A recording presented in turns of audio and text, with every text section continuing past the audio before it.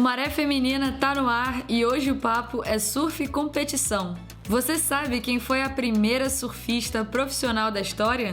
A norte-americana Margot Oberg. Ela começou a surfar aos 10 anos de idade quando a família se mudou para Califórnia e logo depois ganhou a divisão Sub-12 nacional como a única surfista mulher daquela categoria. Talento nato, ela ganhou seu primeiro título internacional amador com apenas 15 anos no final dos anos 60. Foi considerada a primeira surfista mulher que recebeu um cheque por uma de suas vitórias e, consequentemente, a primeira profissional entre elas.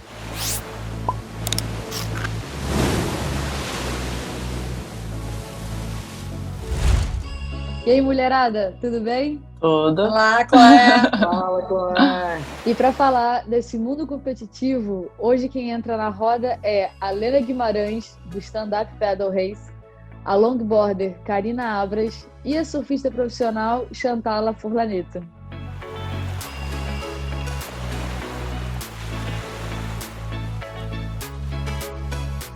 Bom, vamos começar pelo começo? Porque afinal, a primeira vez a gente nunca esquece, né?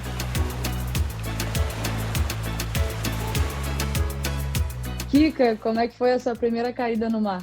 Meu Deus, faz tanto tempo. Bom, para mim, na verdade, foi uma coisa que aconteceu naturalmente. Eu morava em São Paulo, ia todo fim de semana para o Guarujá. Eu tenho uma foto minha com 6 anos, mais ou menos, numa prancha de isopor. E para mim era uma coisa assim de brincadeira, de diversão. A gente ia para a praia todo fim de semana e tinha todos os meus primos, todo mundo tinha sua prancha e a gente ficava o dia inteiro dentro d'água pegando onda.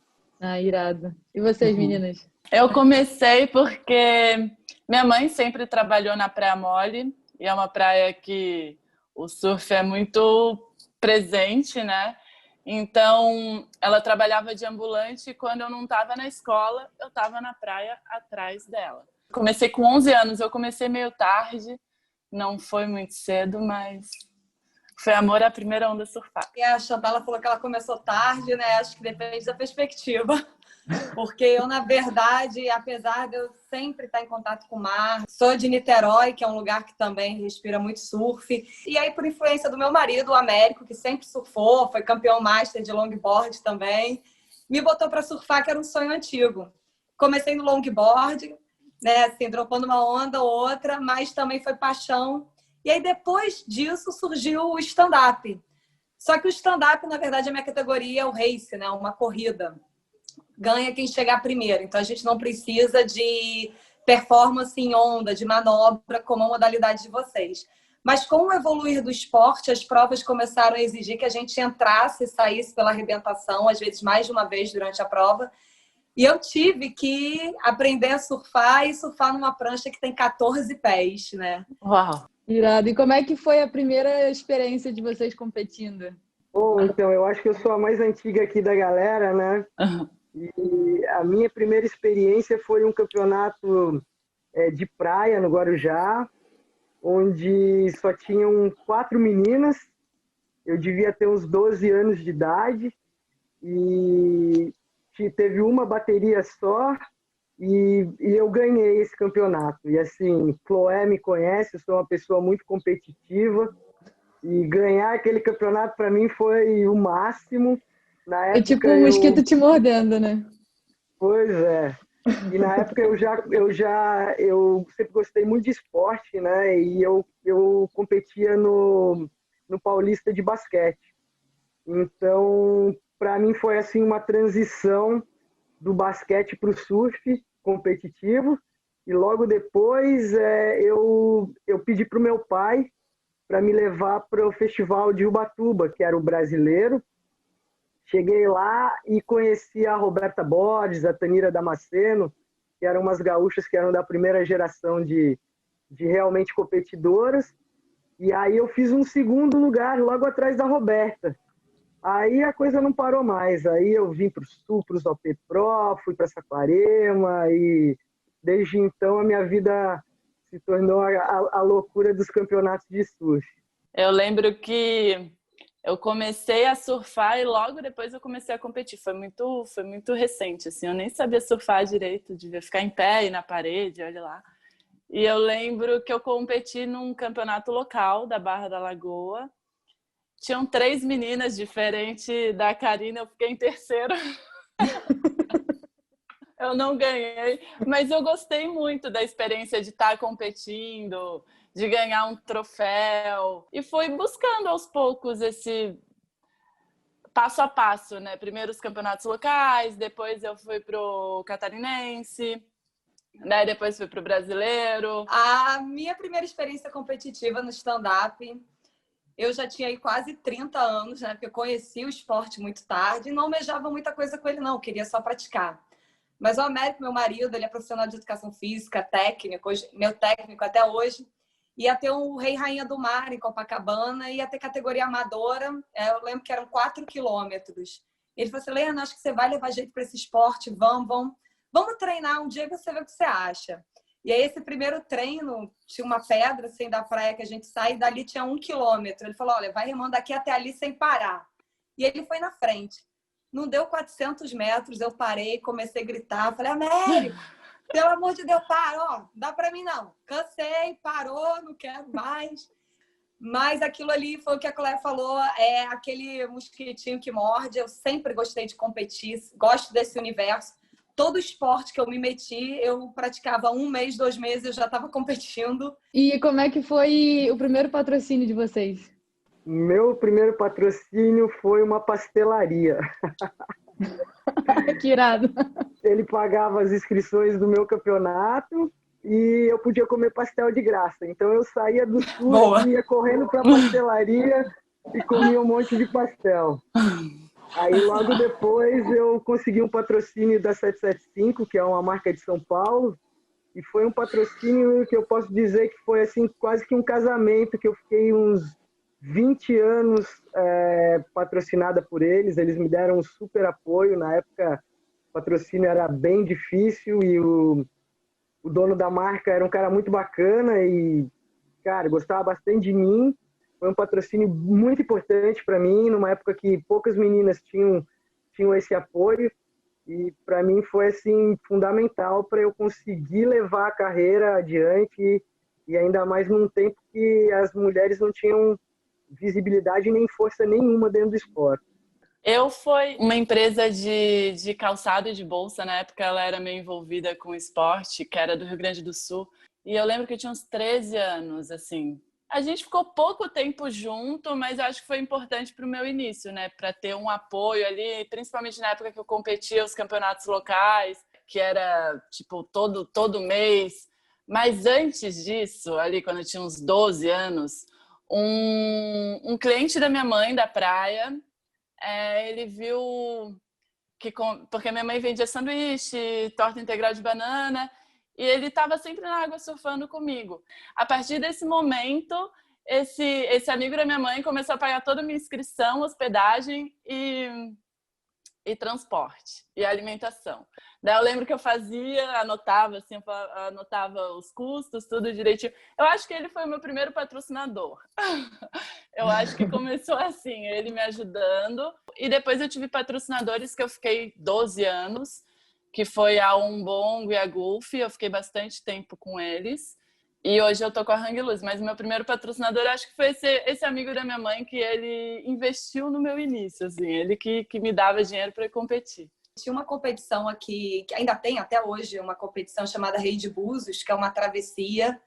E a gente pega mar bem agitado, é bem difícil.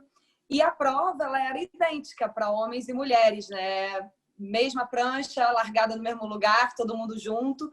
Só que os homens, o primeiro lugar dos homens ganhava uma passagem para a Califórnia para ir para um campeonato clássico lá, o Battle of the Paddle, em Dana Point. E o primeiro do feminino ganhava um remo. E aí eu fui, né? Eu tinha acabado de começar, tinha 1 ano de stand-up e eu ganhei a prova. E aí o Vinícius ganhou, o masculino ganhou a passagem para a Califórnia e eu ganhei um remo. E na época, o meu treinador, o meu preparador físico também era treinador, que é até hoje treinador do Vinícius, o Marcelo Borges. Ele tinha um grande amigo, que é um grande incentivador, o Marcos Mangui, do esporte. E quando ele soube dessa história, ele falou assim, mas por que que as mulheres ganham um remo? Não é igual a competição? Ele falou, mas enfim. Aí ele falou assim, não, pode falar para ela que eu vou dar a passagem para ela ir para o campeonato na Califórnia, vou dar uma ajuda de custo também para ela ir para lá. E foi uma viagem internacional, uma competição que na época era a mais badalada, tinha os grandes atletas, todo mundo.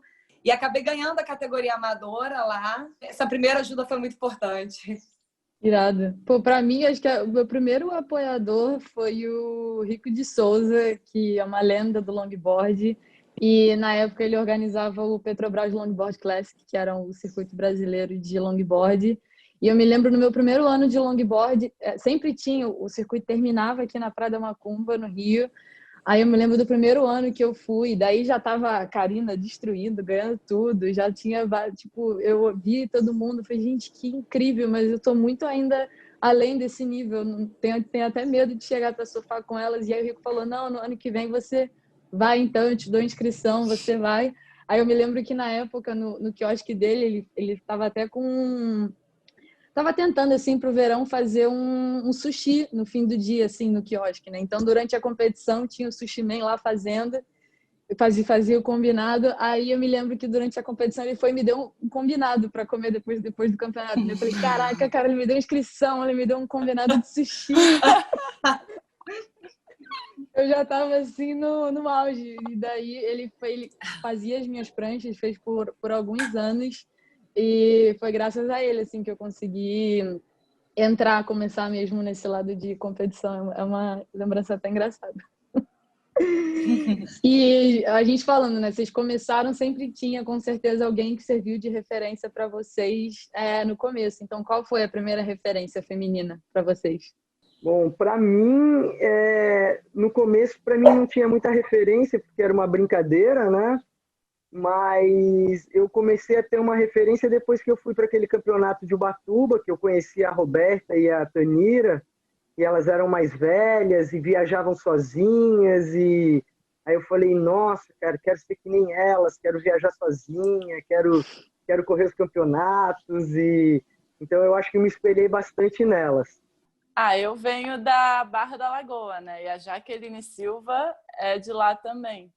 Então, eu lembro que quando eu comecei a surfar, ela já estava celebrando o vice-campeonato mundial dela no CT. E eu lembro até hoje disso. Eu olhava assim, admirando muito. Será que um dia... Mas eu nunca almejei ser campeã mundial, mas eu achava incrível a vida que ela tinha de estar viajando, competindo.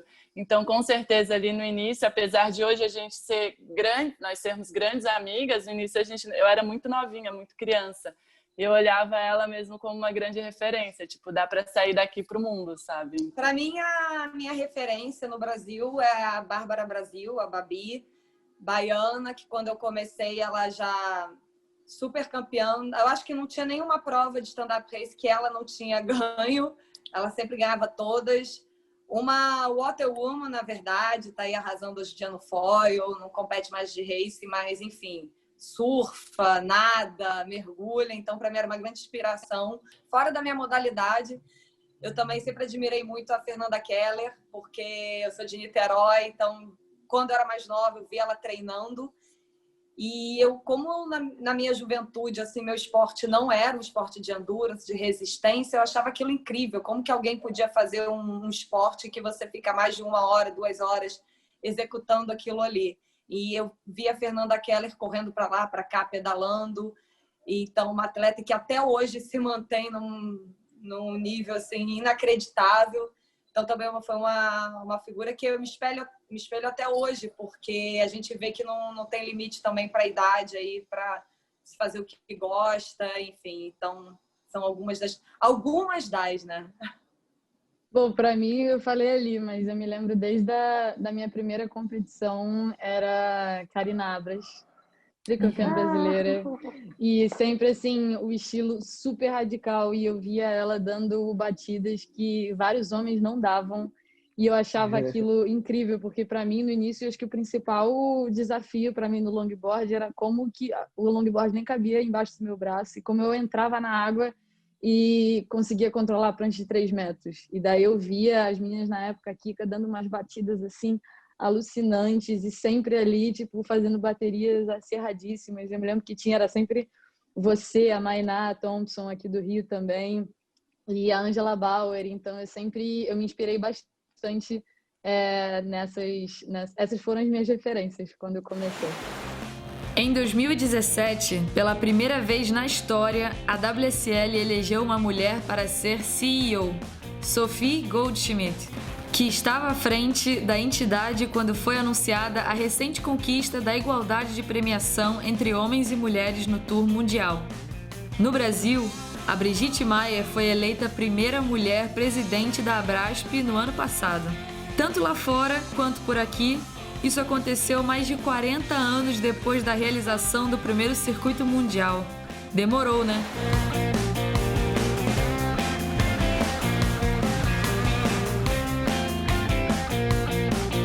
E falando aqui um pouquinho de mulheres no comando, hoje em dia a gente vê que, infelizmente, não tem ainda muitas mulheres no comando, assim, à frente do surf, infelizmente.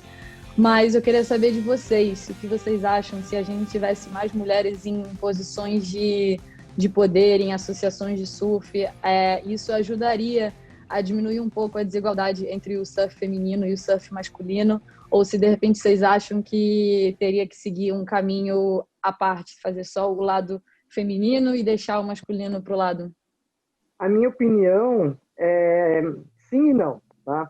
A gente teve, um ano e pouco atrás, a igualdade do pagamento de dinheiro para homens e mulheres, e isso se deu dentro de uma gestão de uma mulher na WSL. Eu tenho certeza que ela brigou muito forte para isso acontecer. Nesse momento da minha vida, que eu parei de competir, eu estava falando para vocês, eu passei para o outro lado do palanque, né? Então agora eu estou como diretora feminina, diretora categoria feminina da África Surf, né, da federação aqui. E quando eu fui convidada para isso, eu falei que eu só iria se eu tivesse carta branca para fazer o que eu achava que era certo para fazer com a modalidade. Inclusive, Chantal, a Chloé também competiram nos eventos da Laila, do Petrobras feminino. E eu acho que era muito importante para a gente, foi muito importante para a gente, ter um evento em que nós éramos as protagonistas, em que a gente não ficava para segundo plano em relação aos meninos, a gente não ia cair na pior hora do mar, era uma coisa que era muito bacana. E os homens na gestão, eles não enxergam desse jeito. Então, eu acho que é muito importante ter mais meninas dentro de associações, de federações. A gente precisa ter mais mulheres juízas, a gente precisa ter mulheres tirando foto dentro d'água, mais técnicas, mais treinadoras, porque isso só vai engrandecer e vai mostrar o lado feminino da coisa, entendeu? No masculino tem tantos moleques despontando, campeões mundiais, e no feminino não. Eu tenho percebido que tem muito talento. Não tem muito talento lapidado, não tem muita menina competindo para evoluir, tendo a oportunidade de viajar. Então, eu acho muito importante ter mulher, sim, em todos os lugares que elas puderem estar de poder, né?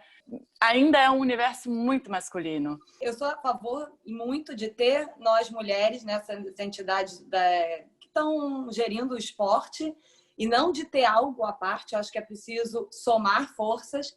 Primeiro que colocando mulher dentro vai organizar melhor, isso é fato, né?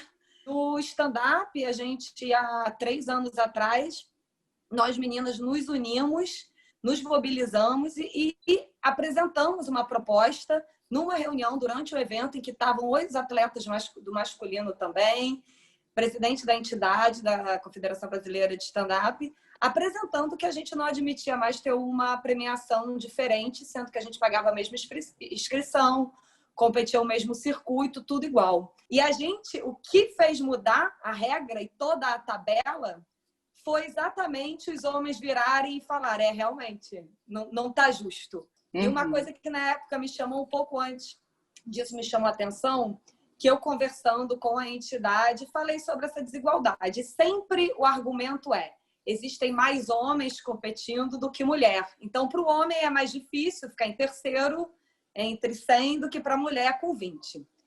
Ok, mas a gente tem que pensar que isso vem de uma questão sociocultural em que a mulher teve muito menos oportunidade de estar ali. A gente vem galgando e conquistando esse espaço. Se a gente pegar a Olimpíada, por exemplo, Olimpíada que a Karina já estávamos assistindo, tinham esportes que só eram de homens, não tinha categoria feminina. Né? É da década de 60, mulher tendo que se inscrever como homem para poder correr uma maratona. Então, você veja, a gente não largou junto com os homens, a gente largou atrás.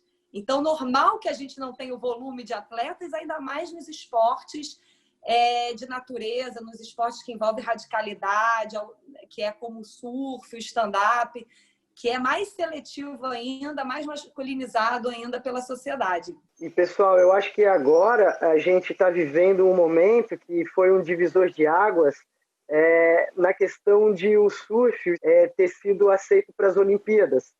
Porque Olimpíadas, os Jogos Pan-Americanos, ISA Games, até mesmo o campeonato do Kelly na piscina, tinha um menino e uma menina. No ISA Games tem um time onde todos pontuam igual. Então não adianta hoje para eles ter 2 homens bons e 2 meninas ruins. Por quê? Porque as meninas vão afundar o time. Então eu acho que hoje também é de vontade deles fazer com que a gente se desenvolva, que a gente tenha mais oportunidades para chegar junto, porque a gente vai estar somando igual, entendeu? Então eu acho que a gente está num momento que a gente está com a faca e o queijo na mão. A Stephanie Gilmore conquistou 7 títulos mundiais, igualando o recorde de outra australiana que fez história no surf feminino antes dela, Layne Beachley. De 1998 a 2003, Beachley dominou o Tour e conquistou 6 títulos consecutivos, e depois o 7º em 2006. Em 2007, a Stephanie assumiu o posto e igualou o recorde de títulos de Layne. Na linha do tempo das campeãs mundiais, com pouquíssimas exceções, australianas e americanas sempre dominaram o Tour. Por quê?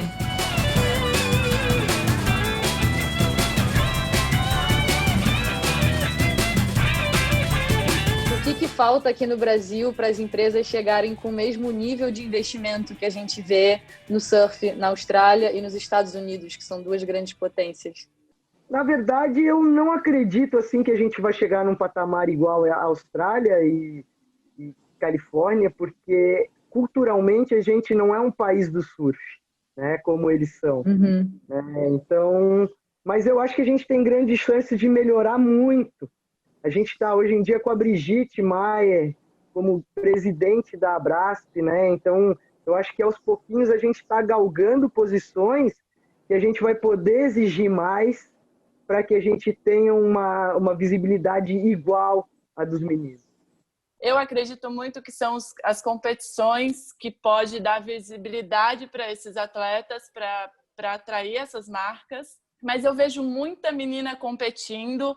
O ano passado eu vi muito campeonato amador e ainda falta o interesse na nova geração, sabe? Tem muita menina da nova geração surfando muito bem e sem patrocínio. E competindo todo final de semana. Não tem esse investimento na categoria de base. E ontem eu estava vendo o vídeo de algumas meninas que estão tendo uma estrutura melhor para estar viajando e como elas evoluem, né? E como tu pensa, nossa, pode ser aí uma futura campeã mundial, ou pode vir aí uma, sei lá, meninas brasileiras. Para mim, a questão do patrocínio no Brasil, assim, envolve, lógico, vários fatores.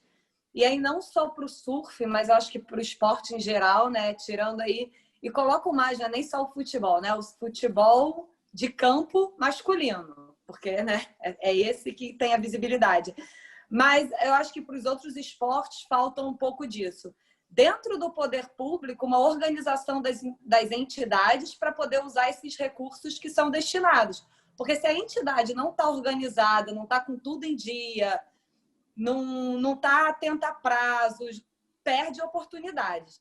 E, por outro lado, e aí eu acho que é uma grande diferença que a gente tem aí, não sei como é na Austrália, mas nos Estados Unidos, a questão do incentivo. Nos Estados Unidos, qualquer doação, qualquer patrocínio que você faz, ele é 100% descontado do imposto. Aqui no Brasil, mesmo você com um projeto dentro da lei do incentivo, você consegue, no máximo, 1% do imposto daquele empreendedor. Então, qual o estímulo que a iniciativa privada tem para investir? E levando em conta que hoje em dia os patrocinadores consideram outros fatores além do surf, no caso como a aparência física, vocês sentem um pouco de pressão para seguir um estereótipo físico perfeito ou tentar se adequar demais a esses outros fatores também?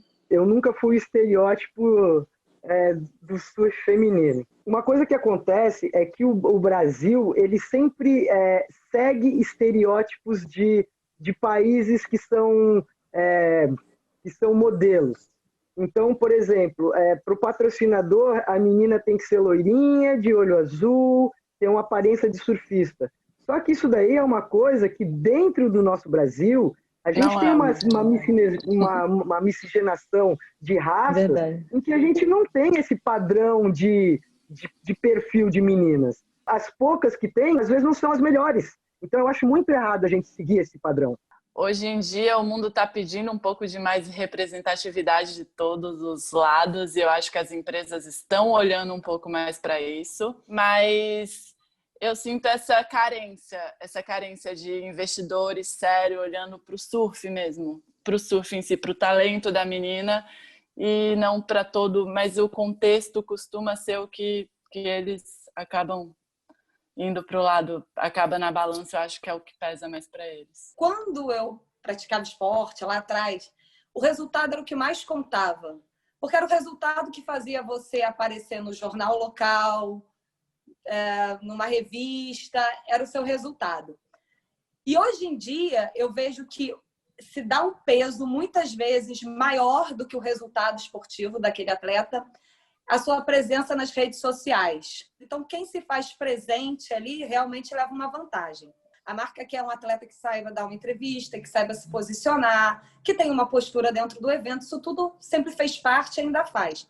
O que eu acho que no caso específico do surf feminino não é bacana é que não é só uma questão de beleza. Muitas vezes se valoriza a questão da sensualidade. Então, coloca a atleta do surf feminino como uma mulher que tem que ser sensual. Eu vou falar uma coisa aqui que eu acho que todas já devem ter observado, se não com você, mas com alguém próximo. Você bota aquela foto daquela manobra, daquele momento esportivo, você tem um alcance, você tem uma reação.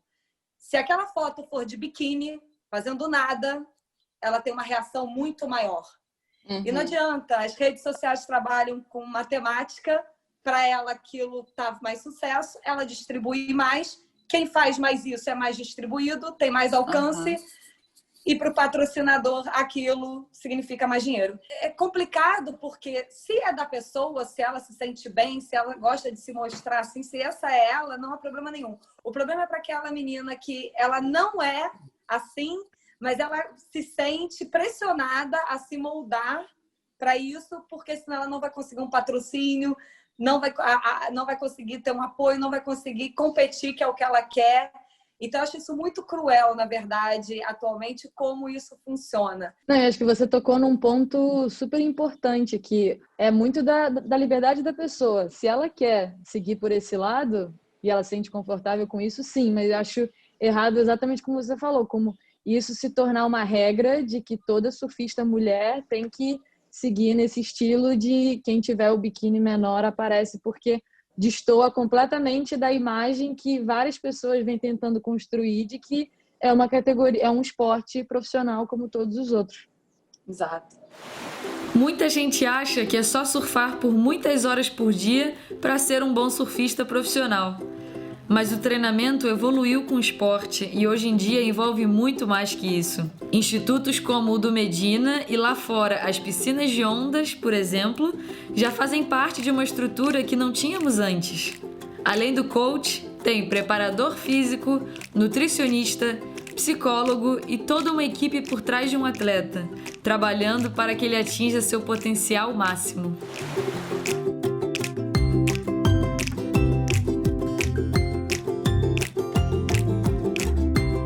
E mudando um pouco agora para o universo dos treinos, todo mundo, vocês já são atletas e sabem que por trás de um atleta tem uma equipe de profissionais que ajudam esse atleta a chegar aonde chega. Então, eu queria saber de vocês, se vocês têm uma equipe por trás, com certeza vocês têm, mas quem está por trás das atletas para ajudar vocês a conquistar esses objetivos? Eu agora tô aposentada, né, dos campeonatos. Eu compito um campeonato ou outro quando é um festival, uma coisa que fui convidada. Mas eu trabalho com surf diariamente, eu dou aula, faço treinamentos, então eu não tenho mais aquela obrigatoriedade de estar 100%, né? Mas eu trabalho muito porque eu preciso do meu corpo para trabalhar, né? Então, eu acho que é sensacional você fazer um trabalho de mobilidade, eu acho que é muito importante. Acho que a minha melhor fase, hoje em dia eu não pratico mais diariamente, mas a minha melhor fase foi quando eu praticava yoga. Então, assim, eu acho que o yoga, além de dar uma flexibilidade absurda, uma elasticidade aliada com um fortalecimento muscular, ela te dá uma clareza mental, uma concentração. Então, para mim, eu acho que um mix disso tudo aí é legal. E aí você colocar uma corridinha nas dunas, uma caminhada, eu acho que é 100% o que você precisa. Eu treino funcional, faço yoga, já fui mais presente nos treinos, né? Principalmente quando eu competia. Hoje eu sou free surfer, então eu não tenho essa necessidade de estar forte, estar com condicionamento. É mais para eu estar surfando, eu quero me sentir bem, quero estar me sentindo no pique, né? Então eu acho que esse treino fora d'água ele é muito importante para você se manter resistente, com uma boa remada, com manobras fortes, né? Eu lembro quando eu competia, eu fazia muito yoga e era uma das coisas que mais me ajudava a ficar calma, porque eu ficava muito nervosa competindo, então o yoga te coloca no controle da situação, né? Tu consegue respirar, parar um pouco e pensar, não, eu estou no controle, não é a minha ansiedade que vai me controlar aqui. Calma, a onda vai vir, tu vai dar o teu melhor. O esporte de endurance, ele tem essa característica que ele é um eterno treinamento físico, né? Os esportes você faz o físico, depois vai para a parte boa. A gente não, é físico. Tem prova minha aí que eu já fiz que totalizavam 220 quilômetros, né? Foram 5 dias. E aí eu tenho eu não sei se é sorte... Mas o meu marido é o meu técnico, né? Então eu não tenho paz. Eu acordo e vou dormir com o técnico do meu lado. Eu só botar uma estrelinha aqui, que essa dupla dinâmica, cara, tá para nascer casal melhor do que Lena e Américo. Nossa, mas são uma figura no treino, um zoando o outro o tempo inteiro, comemorando, sério. Então é bom. O pessoal brinca que na quarentena, né, os casais estão brigando porque estão muito tempo juntos. Aí eu falei assim, Américo, agora todo mundo sabe o que a gente passa, né? Porque a gente mora junto, trabalha junto, viaja junto, enfim. Então ele é meu técnico, mas eu tenho um preparador físico, o Sandro. E aí, fora de treino de água, e aí treino de todo tipo, treino longo, treino de tiro, treino em lagoa, em mar, treino em onda, aeróbico, aí seja corrida, bike, mobilidade. A mobilidade mudou minha vida realmente também. Aliás, quanto mais velha, né, eu vou ficando, mais eu vou tendo que me doar para essas atividades aí, porque o corpo vai começando a sentir, né? Coisas que antigamente em 2 dias eu estava nova de novo, agora eu sinto que já preciso de mais tempo para me recuperar. Eu tô assim. E olha que eu não faço nem isso aqui do que você fala. E como é que vocês adaptaram a rotina de treino durante a pandemia? Treinar em casa. Mim, foi muito legal, pelo menos aqui no Sul, aqui em Floripa, porque a gente só ficou 1 mês com o surf proibido, e o que eu vi é que, assim, com o trabalho remoto, né, que a maioria das pessoas começaram a fazer, muita gente teve muito mais tempo para surfar. Então, tá todo mundo dentro da água o tempo inteiro. Eu vejo, assim, até que o mercado do surf aqueceu bastante. E eu dando aulas também, eu vi que eu comecei a ter muito mais alunos. Então, para mim, a única coisa que mudou é que eu não vou na academia, porque eu não acho seguro ainda o ambiente da academia. Eu acho que e também ficou meio chatinho, porque está cheio de regrinhas. Então, eu prefiro, quando faço meus exercícios, fazer em casa. Então, eu não estou me cobrando muito nesse momento de pandemia. Então, eu acho que está bem, bem gostoso até. Eu comecei a treinar dentro de casa. Eu fazia academia, né? Aqui antes de tudo isso começar.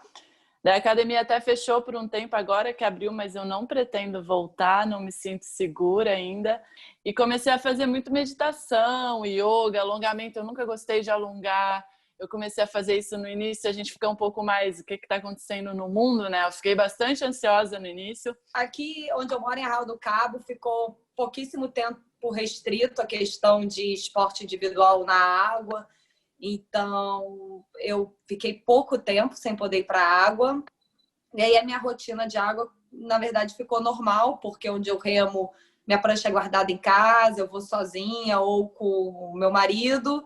E a gente sempre rema só a gente, não rema com mais ninguém, sempre, né? Até diferente do surf, a gente não tem um pico, né? Então vai embora. Então essa parte de treino de força, esse condicionamento eu continuo fazendo em casa.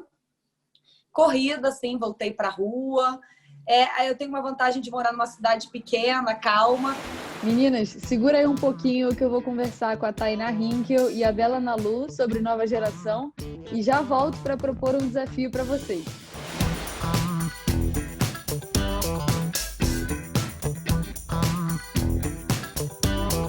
E aí, meninas, bem-vindas ao Maré Feminina. Oi, Clé, tudo bem? Oi, tudo bem? Essa nova safra de surfistas está apimentando o jogo, hein?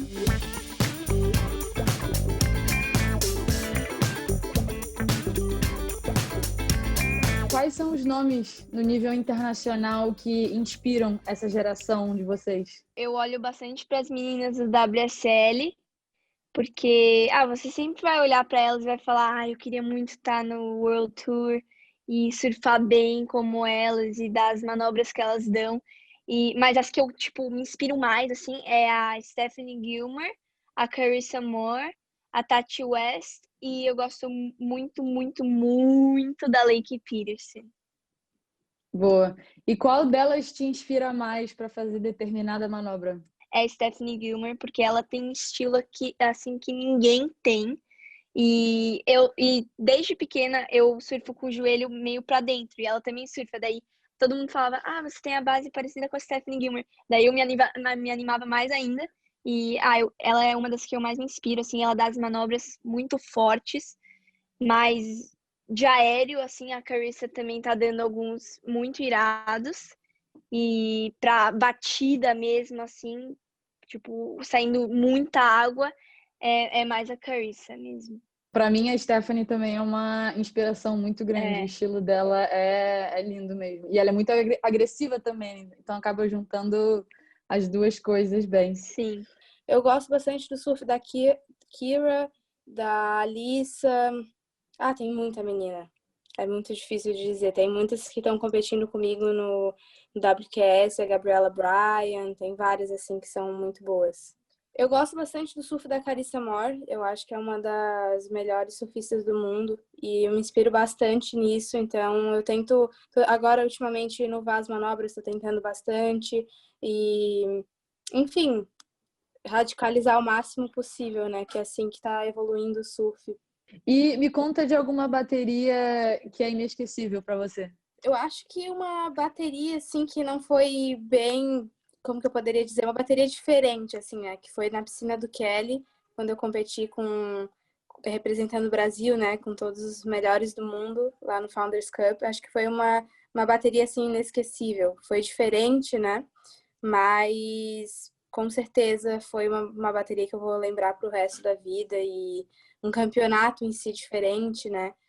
Mas... Olha, quando eu fiquei em terceiro no Mundial Pro Júnior, a semifinal foi uma bateria bem disputada. Uma das baterias mais inesquecíveis da minha vida foi lá em Itajaí. e eu tava nessa bateria e tinha uma menina na minha frente. Eu precisava, tipo, de um set, assim. E, eu não tava muito acostumada a competir. Então eu falei, nossa, essa nota é muito alta, então eu preciso fazer uma onda muito boa. E só tinha essa chance, porque faltava, tipo, 5 ou 4 minutos pra acabar. Daí eu fui lá remando e veio a série boa, assim, tipo, uma das melhores da bateria. E elas estavam tomando tudo na cabeça. Eu, nossa, ainda bem, tá? Daí eu remei, assim, com toda a vontade do mundo. Peguei a onda, dei uma batida, voltei e foi boa. Daí eu fiquei mó feliz. Daí eu fui, assim, na junção. Voltei, daí eu comemorei, assim, só pra dar aquela comemoradinha. E eles me deram 7,93 e eu passei e ganhei. E aqui no Brasil, quais são as surfistas da nova geração que inspiram vocês? Tem várias, assim, uma delas é a Nairê Marques, aí de Ubatuba. Ela surfa bem e a gente sempre se puxa. E, nossa, mas tem muitas meninas. E eu sempre, quando eu tô na água com elas, sempre me inspira também. E talvez elas dão uma manobra que eu não sei ainda, ou eu dou uma manobra que elas não sabem ainda, daí a gente ensina, assim, é super legal. E acaba que dá para treinar bateria com as amigas, né? Entrar, vamos marcar aqui É, rapidinho, aí ficar já é, treinando, né? Eu acho que a nova geração no Brasil tá vindo bem forte, assim. Tem várias meninas que estão evoluindo bastante. Na minha geração, tem algumas que já estão competindo WQS. Provavelmente, muita gente comenta aí a Ianca, a Isabela, todas elas que estão vindo junto. Mas eu acho que a novíssima geração, né?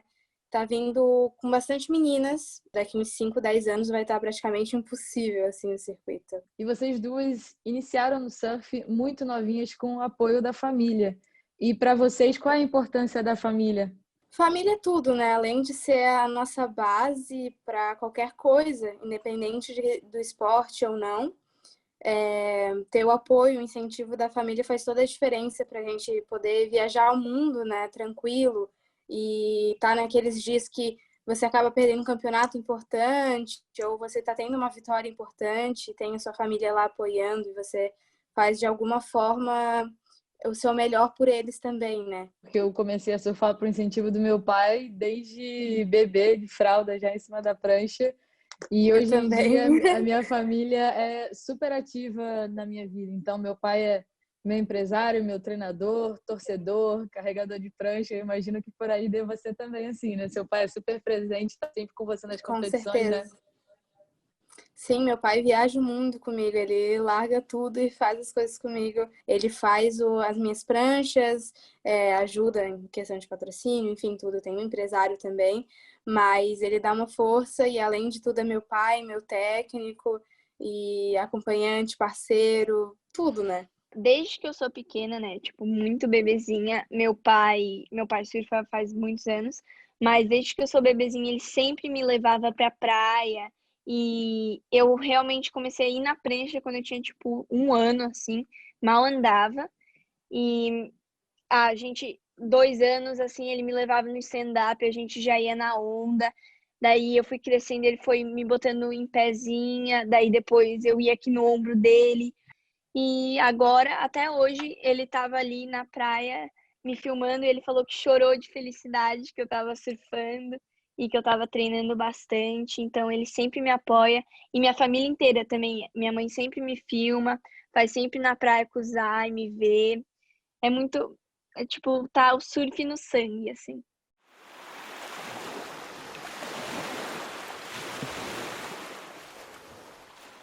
Bom, hoje em dia o surf tem ficado muito moderno, ainda mais com as piscinas de onda, né? E eu acho que isso tem elevado É. bastante o nível do esporte. E eu queria saber de vocês, se vocês já tiveram a chance de surfar numa wave pool. É uma experiência incrível, totalmente diferente do mar, né? Então, lá tu pode treinar as manobras, repetir, a onda é igual, então tu pode repetir várias vezes, estudar ela. Eu tive a chance de surfar lá no Surf Ranch, na piscina do Kelly, antes do campeonato. Então, eu estava lá com os atletas. Essa experiência foi incrível. Eu nunca vou esquecer na minha vida. Eu consegui pegar várias ondas lá no Surf Ranch. E quando eu tava lá, os atletas, né, eles falaram que pra eu não já tentar dar manobra, tipo, assim, sabe? Porque a onda realmente é muito difícil, ela é muito rápida. E você sente que se você fosse dar uma manobra, você ia sair da onda, porque ela tá sempre jogando pra fora. Daí eu fui só curtindo mesmo na parede, daí quando chegava na seção do tubo eu tentava colocar. Eu coloquei vários, assim, só que daí teve uns que eu não saí ou eu ficava muito na boca. Mas, foi uma experiência incrível, assim, foi muito irado.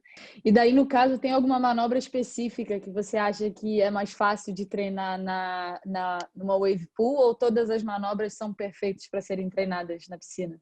Eu acho que o tubo é uma das que dá para você treinar mais na piscina, porque, tá sempre ali, então dá para você... você não pegou de primeira, daí você pensa, tá, então tem que fazer isso. Daí você vai lá e coloca de novo. Daí não saiu, mas foi mais, então vai de novo. Vai de novo, vai de novo. E não é todas as ondas que dão tubo no mar. Então isso é bem difícil. E também outra que eu acho que é muito fácil de praticar na piscina, mesmo que eu ainda não tentei, mas vendo todo mundo eu acho que é o aéreo. Porque tá sempre ali a mesma junção, e a junção vem perfeita, tipo, vem pedindo, assim, por favor, dá aéreo me. Então dá para você testar todos os aéreos que você quiser e praticar 1000 vezes, dá para ficar até a noite. Então acho que isso é uma das coisas mais legais da piscina. E daí, vocês preferem a onda do mar ou a onda da piscina? Sei lá, a piscina é muito divertido, né? Mas é muito diferente também. O mar tem aquela conexão com a natureza, com a água, tu passa mais tempo ali dentro, né? Isso que você falou é uma coisa realmente especial que o surf tem, né? Essa conexão da natureza. Às vezes você entrar numa bateria e vira uma onda para você e essa onda não vir, tipo, para quem está a 1 metro de distância de você. Então, às vezes você entra para surfar e essa sintonia com as condições do dia são muito importantes, né? Então acaba que às vezes quem está mais sintonizado com o mar leva melhor, né? Às vezes você está sincronizado com a onda e ela vem pra você aonde que você estiver. Tipo, tu tá lá do outro lado da praia que nem tem onda, mas ela vem pra você, porque tem aquela conexão, né?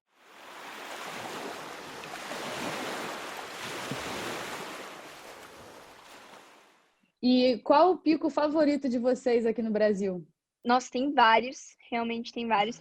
Mas de beach break, assim, um dos que eu mais gosto, que é bem pertinho da minha casa, é a Joaquina, que eu adoro, que tem vários tubinhos e também tem várias sessões para dar batida. E foi lá que eu realmente aprendi a dar batida na junção. Mas também eu gosto muito de Itamambuca. Eu acho que essa é uma onda muito, muito, tipo, ela é forte, assim. Às vezes ela também pode ser bem gorda ou cavada. Então é muito legal para treinar as rasgadas e o cutback, assim, batendo na espuma. Saquarema também foi uma das ondas mais legais que eu já surfei, que ela realmente, a onda vem forte, assim. E tem tubo, tem seção para dar rasgada, tem seção para dar batida. E é uma onda que dá para você fazer muitas, muitas manobras. Boa, eu amo Itamambuca também. Acho que é uma onda que funciona bem em todas as condições, né? Olha, eu sou suspeita para dizer, né? Porque eu moro no Paraíso. A Guarda é uma das melhores ondas do Brasil, com certeza. Agora, ultimamente, tem sido um pouquinho difícil de quebrar a esquerda ali do costão, por conta do rio, né? Que é uma saída de rio. Quanto mais forte, melhores vão estar as ondas. Então, agora não tá tão bom. Mas eu acho que, sei lá, Saquarema também eu gosto bastante. Maresias, Baía Formosa. Tem várias ondas, né? O Brasil tem muita onda boa. Eu nunca fui pra Guarda, eu tenho que ir te visitar pra surfar com você. Com certeza, tu vai amar. Nossa, é um paraíso, sério. É, assim, surreal. E qual foi a onda mais pesada que vocês já surfaram por aqui? Uma das que eu mais surfei pesadas foi a Silveira, ali em Garopaba. Tipo, era um dia antes de um campeonato que tava tendo de profissional, que eu não ia competir, que tava 2 metrões, bem pesadão, assim, meio mexido, com vento. Era de manhã cedo, mas já tinha, tipo, tava bem mexidão, assim, bastante gente na água. E eu acabei tomando uma na cabeça que eu fiquei até um pouco meio assustada. Mas foi legal. Assim, só pra sentir que não aconteceu nada, só deu um susto mesmo. Até para se preparar para outros mares assim, né? Saquarema, eu acho que foi. Saquarema é pesado. Quando É. quebra grande o negócio... Olha, e inclusive na bateria que eu competi contra a Carissa Moore lá no ano passado. Acho que foi uma bateria, assim, que as ondas estavam bem pesadinhas. E aquele dia, na bateria com a Carissa, tava muito mexido, sabe? Então tava quebrando lá fora, mexido, várias ondas vindo, não era só num lugar, foi um marzinho mais pesado, assim, acho que eu já peguei no Brasil. Bom, e vocês cresceram viajando pelo mundo, então eu quero saber qual a onda que foi paixão à primeira vista e qual a onda que vocês ainda sonham surfar? Eu acho que uma onda que eu sonho surfar é... Eu não sei o nome das ondas que tem lá, mas eu quero muito surfar o México, que dizem que tem umas direitas muito iradas. Então, eu sou frontside para direita, então eu adoro uma direitinha perfeita. Mas uma onda que acho que foi paixão pela primeira vista, acho que Mentawai, realmente, foi há 2 anos atrás. E quando eu cheguei lá, eu vi uma onda que se chama Four Bobs, que é uma direitinha, assim, perfeita, escorrendo, assim. Nossa, ela vem pedindo para ser da manobra e eu olhei assim, eu falei, tava o tamanho perfeito para mim, eu ainda tava aprendendo a manobrar, então foi o dia, tipo, clássico. Eu fiquei muito feliz. Seu olho até brilha quando você falou da onda. Nias, sem dúvidas. Ah, irado. Caraca, casca Tem grossa. várias ondas, né? Sei lá, eu já surfei muita onda que eu acho, assim, incrível, que eu voltaria com certeza. Mas Nias foi uma das ondas mais incríveis que eu já surfei, um dos lugares mais irados que eu já conheci. E a onda é muito perfeita, então...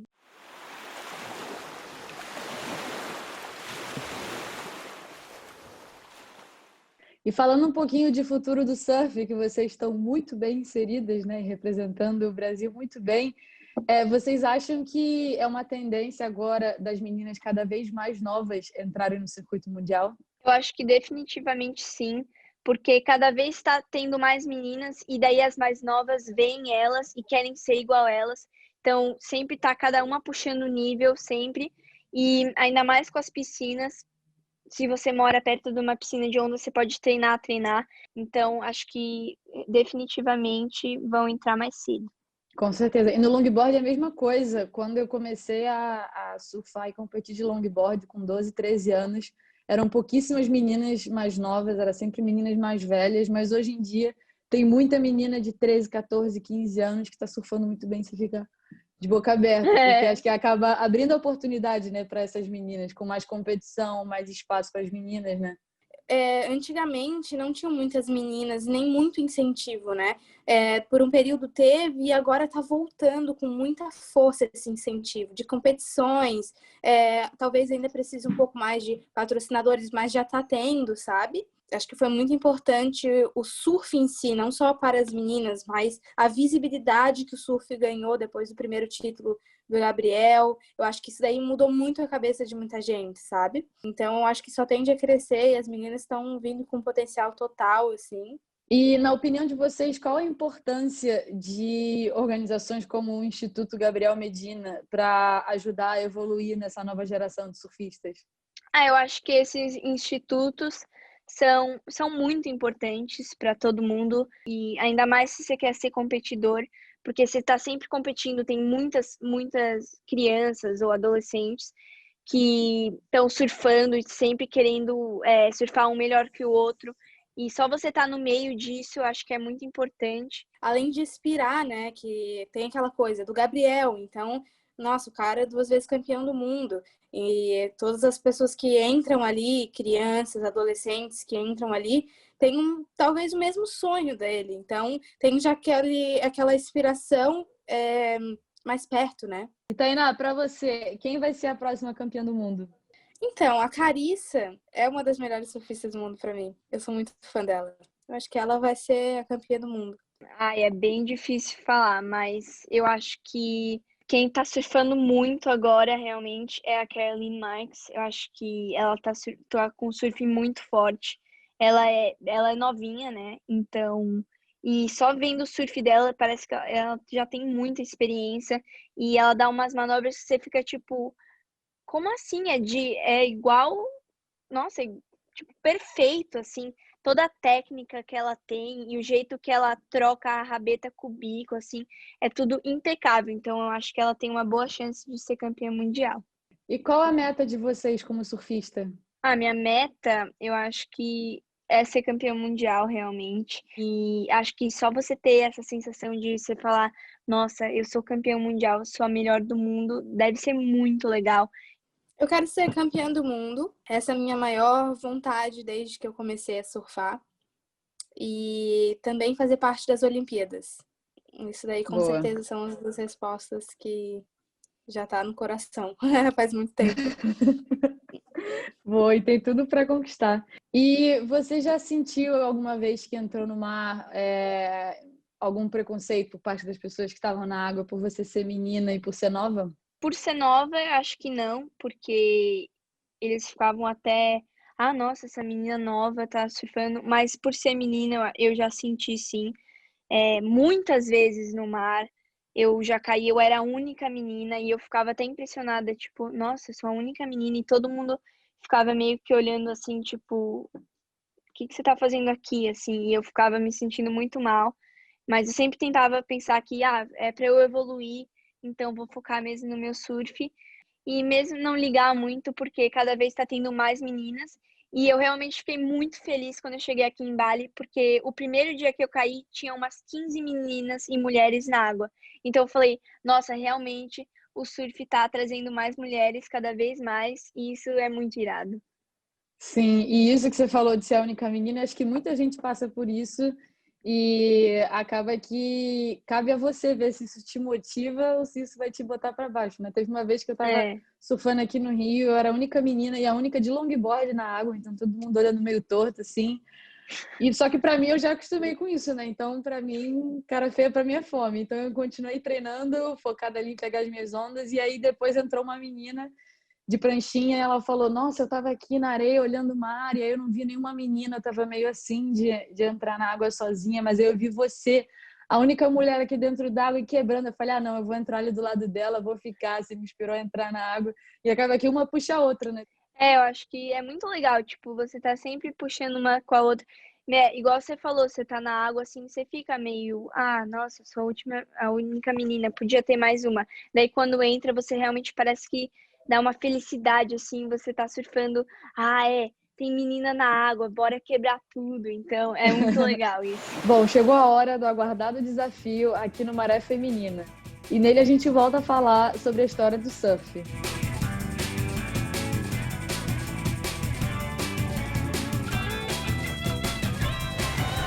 Eu vou lançar uma pergunta e quem errar, vai ter que contar uma história engraçada do surf que não contaria pra ninguém. Entendido? Ai, meu Deus. Já vou até pensar na história, porque eu já sei que Eu tô tentando pensar na história, gente. Tem pressão. Pergunta. Qual foi a surfista mais nova a se classificar para o Tour da Elite Mundial? Carolina Marques. Carissa Amor. Lena? Gente, nem vou chutar. Foi a Caroline Marks. Kylie Wright. Não. Eu achei que você ia acertar essa. Resposta. Caroline Marks, com apenas 15 anos de idade. Bom, a Chantal acertou. Era a Caroline Marks.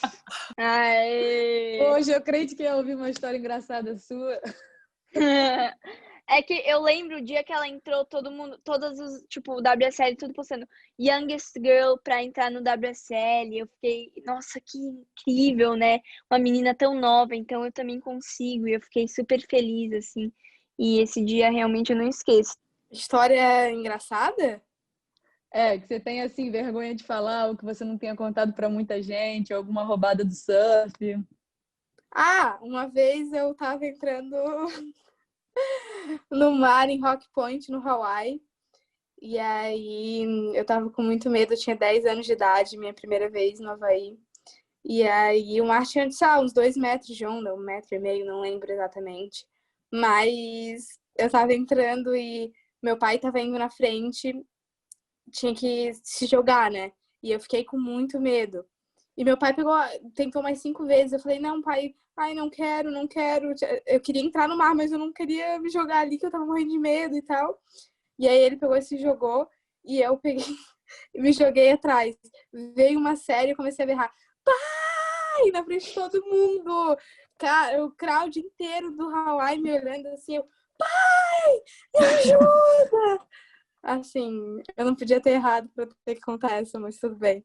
Tinha 10 aninhos, né? Tá valendo. Muito bom, mas esse chamado pro pai eu já fiz várias vezes também, então pode relaxar. Bom, é isso, meninas. O papo foi muito bom e eu agradeço demais a presença de vocês aqui no Maré Feminina. Eu que agradeço. Obrigada pelo convite.